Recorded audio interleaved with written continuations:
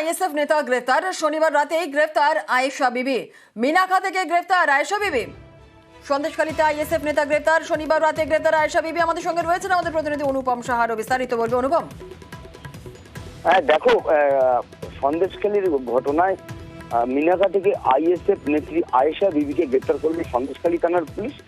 এই আয়েশা বিবির বিরুদ্ধে যেটা অভিযোগ, যে এলাকায় আইন শৃঙ্খলা বিঘ্নিত করছে তিনি, এবং এলাকায় উস্কানিমূলক প্ররোচনা দিয়ে এলাকায় বিক্ষোভ তৈরি করছে, বিক্ষোভ তৈরি করার চেষ্টা করছে, এবং এলাকায় উস্কানি দিয়ে এলাকায় উত্তেজনা সৃষ্টি করছে।